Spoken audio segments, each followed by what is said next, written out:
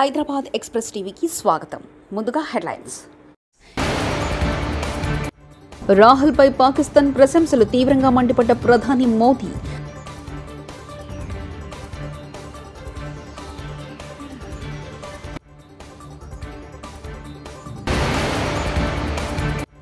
Amit Shah fake video, హైదరాబాద్లో ఢిల్లీ పోలీసుల ఆరా.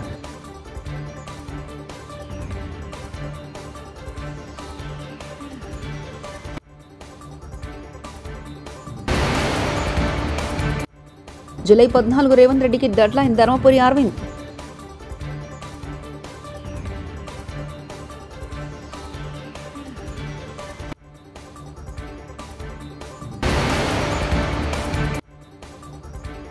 ఎన్నికల వేళ ఉద్యోగులకు జగన్ సర్కార్ దిమ్మతిరిగే షాక్.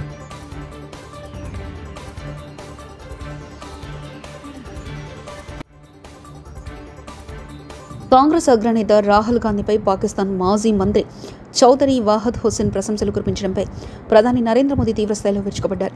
కాంగ్రెస్ యువరాజు అయిన రాహుల్ని ప్రధానమంత్రిని చేసేందుకు పాకిస్తాన్ తహతలాడుతున్నట్టు ఘాటు వ్యాఖ్యలు చేశారు.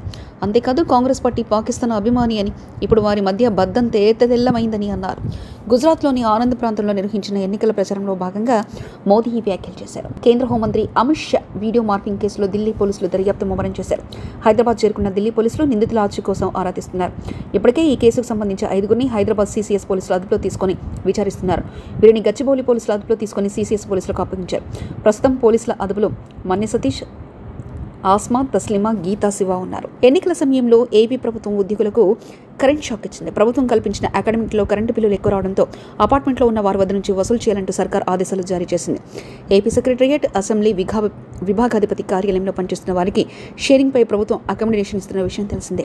వీరింటున్న ఫ్లాట్ల విద్యుత్ బిల్లు పరిమితికి మించి వస్తుండటంతో బిల్లులు చెల్లించాలని జీఏడీ అకామిడేషన్ విభాగాన్ని విద్యుత్ శాఖ కోరింది. సీఎం రేవంత్ పై నిజామాబాద్ భాజపా ఎంపీ అభ్యర్థి ధర్మపురి అరవింద్ కీలక వ్యాఖ్యలు చేశారు. జూలై 14 రేవంత్ రెడ్డికి డెడ్లైన్ అని హెచ్చరించారు. జగిత్యాల జిల్లా కోరుట్లలో, ఐలాపూర్, మల్లాపూర్లో ధర్మపురి అరవింద్ ఎన్నికల ప్రచారం నిర్వహించారు. ఈ సందర్భంగా ఆయన మాట్లాడుతూ 10 ఏళ్ల పాలనలో కేసీఆర్ కొన్ని అయినా హామీలు అమలు చేశారని, రేవంత్ 6 గ్యారెంటీలను పట్టించుకోవట్లేదని మండిపడ్డారు. ఎస్సీ, ఎస్టీ, బీసీ రిజర్వేషన్ ముట్టేది లేదు. ఎవరు వచ్చాళ్ళకెళ్ళి తీసుకొని ముస్లింలకు ఇచ్చేది లేదు. ఇది భారతీయ జనతా పార్టీ నరేంద్ర మోడీ బతుకున్నంత కాలం ఇది ఎవ్వరు కూడా ఈ రిజర్వేషన్లను ముట్టుకోడు. నీ గ్యారెంటీల సంగతి ఏంద్రా అని అడుగుతావని అందరినీ మభ్యపెట్టనీకి, అందరినీ టాపిక్ డైవర్ట్ చేయనీకి కొత్త పూటకం పెట్టిండు. నువ్వు ముఖ్యమంత్రి గుడ్లు మోసుడేందా సభలో? ఆ ముఖ్యమంత్రి లెక్కున్నాడు ఆయన పక్కకి. సరే, ఈ ముఖ్యమంత్రి అంటే అందరినీ తిట్టుకుంటా భాష వ్యవహారం రేవంత్ది అందరికీ తెలుసు. ఈ పెద్ద మనిషికి ఏందని ఆయన కూడా గుడ్లు పోస్తున్నాడు. ఈ 75 సంవత్సరాల జీవన్ రెడ్డి కూడా గుడ్లు పోస్తాడా? పక్కకు చెప్పాలా రేవంత్ రెడ్డికి? ఏమైనా నువ్వు ముఖ్యమంత్రి అయినా మర్చిపోయినావా అని చెప్పాలనా? చెప్పుడు పోయి ఈయన కూడా గుడ్లు పోస్తున్నాడు. ఈ గుడ్డు మోస్తాడా పోయి పార్లమెంట్కి ఓట్లేస్తే? కాబట్టి అంతా చిల్లర చేస్తున్నారు. రాజకీయాలు అబద్ధాలు చెప్తున్నారు, ప్రజల్ని మోసం చేస్తున్నారు. ఆ కేసీఆర్ మోసం చేసి ఆ కేసీఆర్ అన్న 13 సంవత్సరాలు తెలంగాణ కోసం కొట్లాడిండు. ఇచ్చిన రోజులు రైతు బంధు ఇచ్చిండు, కరెంట్ ఇచ్చిండు. ఇంకోటి ఏంది మరి అదేంది పెన్షన్ 2000కు పెంచిండు. అది అన్నీ అయిపోయినాక వేరే మస్తు వాగ్దానాలు, ఇండ్లు కట్టియాలి అంటే ఏమంటారు, అది కుండలు పెట్టి బిందెలు ఎత్తుకపోయిండు, అది వేరే విషయం. కానీ కుండలనే పెట్టిండు. కుండ లేదు, బిందె లేదు, గుడ్డు లేదు, కాకరకాయ లేదు. ముఖ్యమంత్రి రేవంత్ రెడ్డి సస్పెన్షన్ కోసం మహిళలు కించపరిచేలా మాట్లాడుతున్నారని బారాస ఎమ్మెల్యే సబితాఇంద్రారెడ్డి ధ్వజమెత్తారు. కాంగ్రెస్ అభ్యర్థి లక్ష్మారెడ్డిపై 60,000 ఓట్ల తేడాతో గెలిచిన తనను త్రుటిలో తప్పించుకుని మహేశ్వరంలో గెలిచారని రేవంత్ అనడం సరికాదన్నారు. తనపై భాజపా మహిళా నాయకురాలు డీకే అరుణపై రేవంత్ వ్యాఖ్యల పట్ల మహిళా సమాజం ఆలోచించాలని సబితాఇంద్రారెడ్డి సూచించారు. కోరుతా ఉన్నాను ప్రజలకి, ఇక్కడున్న ప్రజలకి నా మీద నమ్మకం, విశ్వాసానికి అదొకటి తార్కాణమని మరొకసారి మీకు మనవి చేస్తూ ఉన్నాను. అదే కాకుండా ఇంకొక మాట కూడా మీరు అన్నాను, నేను సబితమ్మ పొద్దున కారు గుర్తుకేమని, రాత్రి కమలం గుర్తుకేమని చెప్తుందని ఒక మాట మాట్లాడున్నారు. ఆడబిడ్డల గురించి మాట్లాడుతున్నప్పుడు దాని వెనకాల అర్థాలను కూడా ఆలోచించి మాట్లాడాల్సిన అవసరం ఉంది.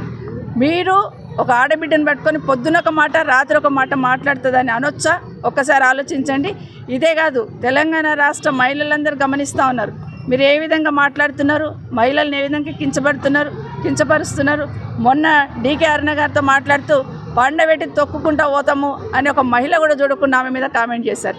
ఈరోజు నేను ఒక లేడీని కూడా చూడకుండా పొద్దున ఒక మాట, రాత్రి ఒక మాట మాట్లాడుతాను మాట్లాడినారు. మీలాగా ఎదుటి పార్టీ వాళ్ళకి సహకరించే విధంగా నేను మాట్లాడాను. ఎందుకంటే కొండా విశ్వేశ్వరరెడ్డి చాలా మంచోడని మీరే మీ వేదిక మీద చెప్పారు. అంటే ఇండైరెక్ట్గా మీ పక్కనున్న మీ క్యాండిడేట్ మంచోడు కాదనే కదా ఇది ప్రజలందరూ గమనిస్తూ ఉన్నారు. మీరే బీజేపీ పార్టీని గెలిపించడానికి ఈ రాష్ట్రంలో కంకణం కట్టుకున్నారనేది ప్రజలకు తెలుసు. ఈరోజు కాంగ్రెస్ పార్టీ కార్యకర్తలకు కూడా తెలుసు. అది గమనిస్తూ ఉన్నారు కింది స్థాయిలో ఏం జరుగుతుంది అనేది ఏదైనా మాట్లాడుతున్నప్పుడు. ఎందుకంటే మాట్లాడుతున్నప్పుడు ఆడబిడ్డల గురించి మాట్లాడుతున్నప్పుడు కాస్త ఆలోచించి మాట్లాడమని ముఖ్యమంత్రి గారు కోరుతా ఉన్నాను. ఎందుకంటే ఏ మాట మాట్లాడుతున్నా కూడా ఏదో సెన్సేషనల్ కోసం దయచేసి మాట్లాడొద్దని మరొకసారి విజ్ఞప్తి చేస్తూ ఫోన్ ట్యాపింగ్ కేసులో తాను హరీష్ రావు రేవంత్ బాధితులమని కరీంనగర్ ఎంపీ బండి సంజయ్ ఆరోపించారు. హైదరాబాద్లోని భాజపా కార్యాలయంలో నిర్వహించిన మీడియా సమావేశంలో ఆయన మాట్లాడారు. 317 జీవో టీఎస్పీఎస్సీ సమయంలో తనను అరెస్ట్ చేయడానికి కారణం ఫోన్ ట్యాపింగ్ అని తెలిపారు. కాంగ్రెస్ ప్రభుత్వానికి చిత్తశుద్ధి ఉంటే ఈ కేసును సీబీఐకి ఇవ్వాలని డిమాండ్ చేశారు. కలిసి గతంలో బీఆర్ఎస్ పార్టీ ఏ విధంగా వివరించిందో అనేక అంశాల మీద కేసీఆర్ గారు ఏ విధంగా వివరించారో అదే పందాను ప్రస్తుతం కాంగ్రెస్ పార్టీ ప్రభుత్వం రాష్ట్ర ముఖ్యమంత్రి గారు కూడా అదే పందాన్ని కొనసాగిస్తున్నారు. కాంగ్రెస్ పార్టీ ప్రభుత్వం కూడా అదే పందాన్ని కొనసాగిస్తున్నది.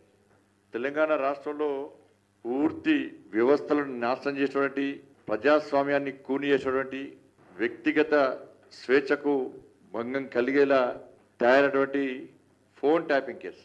ఈ ఫోన్ ట్యాపింగ్ కేసు సంబంధించి గతంలో ఏ స్థాయిలో ఈ ఫోన్ ట్యాపింగ్ కేసు సంబంధించి ఆరోపణలు, అరెస్టులు, విచారణలు, రిమాండ్లు ఇవన్నీ జరిగినాయి.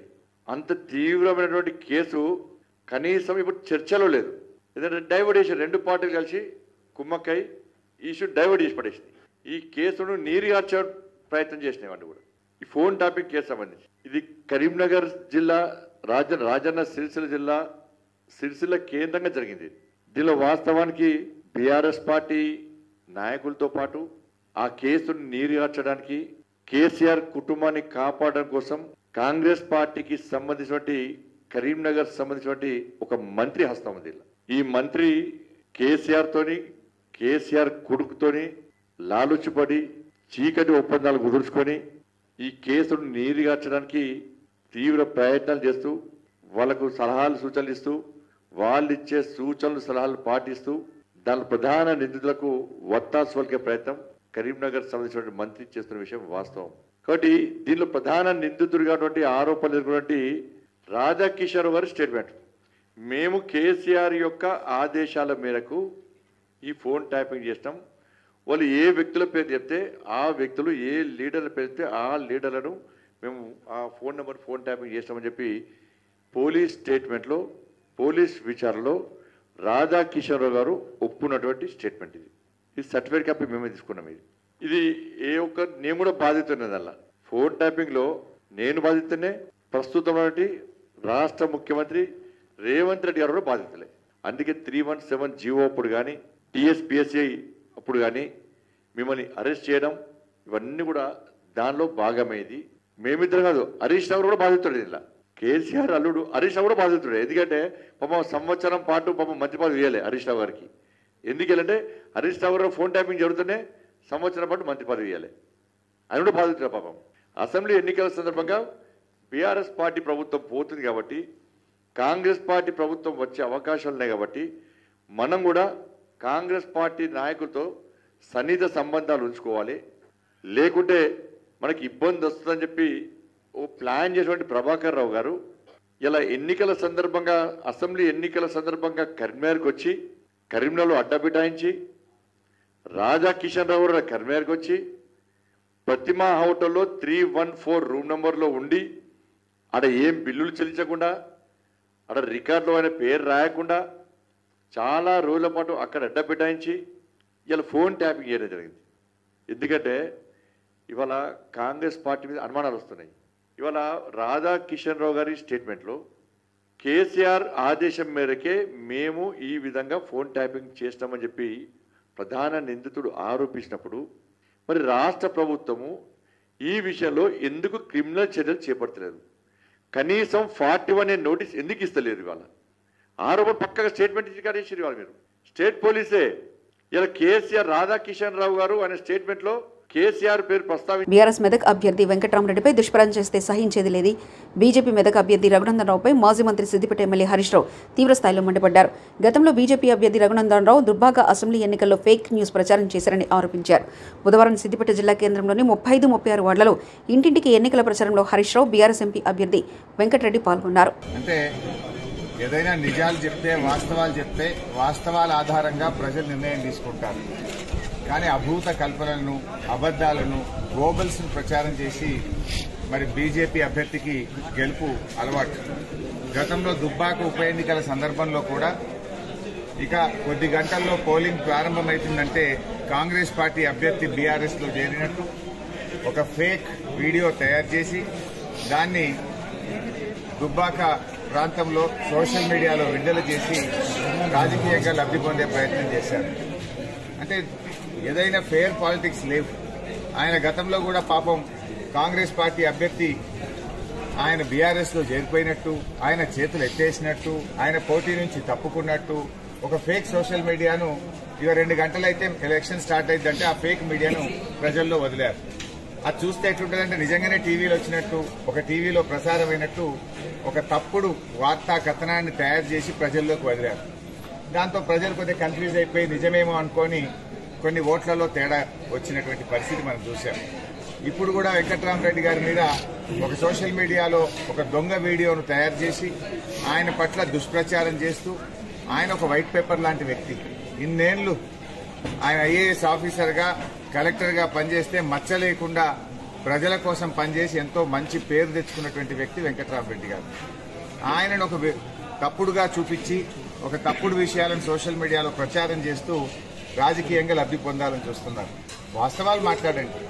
మీరేం చేశారో చెప్పండి, ప్రజలకు ఏం చేస్తారో చెప్పండి. వెంకట్రామరెడ్డి గారు ఉన్నత అధికారిగా, విద్యావంతుడిగా ప్రజలకు సేవ చేయాలని కేసీఆర్ గారి కోరిక మేరకు ఆయన ఎన్నికల్లో పోటీ చేస్తా ఉన్నారు.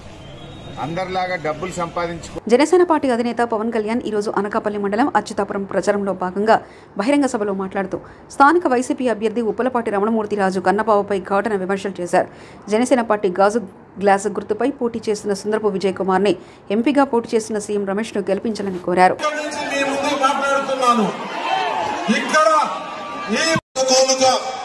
మన కబ్జాలు పెట్టేస్తున్నారు స్థలాలు ఇవన్నీ.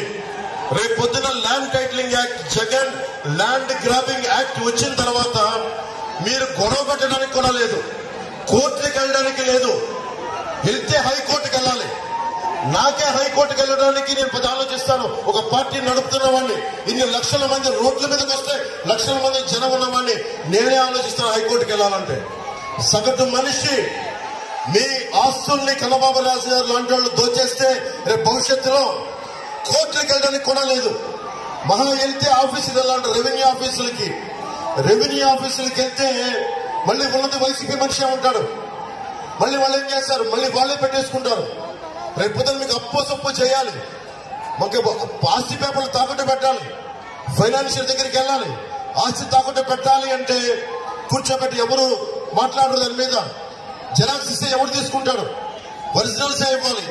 ఈ ఏపీ గవర్నమెంట్ ఒరిజినల్స్ ఇవ్వదండి. ఇప్పుడు ఇంకొకసారి ఎన్నుకుంటే వైసీపీ కన్నబాబు రాజు గారికి మీరు ఓటు వేసినా, జగన్ కి ఓటేసినా మీ ఆస్తులన్నీ, మీ ఇళ్లన్నీ గాల్లో దీపం పెట్టినట్టే. చాలా చాలా జాగ్రత్త. వైసీపీ మద్దతుదారులు కూడా చెప్తా ఉన్నా. వైసీపీ ఎమ్మెల్యే పాపం వాలంటీర్ని కొట్టాడు, సొంత పార్టీ మనుషులే కొట్టాడు. రేపొద్దున మీ ఆస్తులను దోచాడు ఎంత పదేళ్ళకి. మేము రేపొద్దున మేము అండగా ఉండాల్సి వస్తుంది. అలాంటి పరిస్థితులు లేకుండా మేము మంచిగా చెప్తున్నాం, మర్యాదగా చెప్తా ఉన్నా. Land titling act is not land titling act, it is Jagan's land grabbing act. మీ ఆస్తుల్ని దోచేయడానికి చట్టం తీసుకొస్తున్నాడు. మాట్లాడితే కేంద్రం. రాహుల్ పై పాకిస్తాన్ ప్రశంసలు తీవ్రంగా మండిపడ్డ ప్రధాని మోదీ.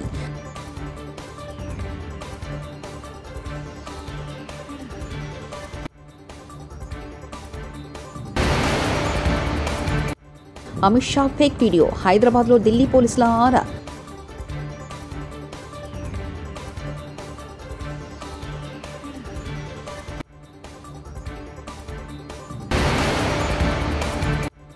జూలై 14 రేవంత్ రెడ్డికి డెడ్లైన్ ధర్మపురి అరవింద్.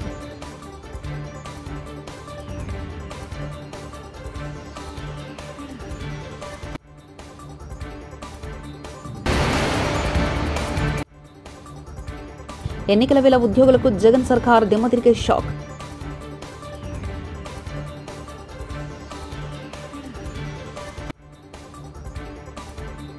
ఇవి బులెటిన్ విశేషాలు.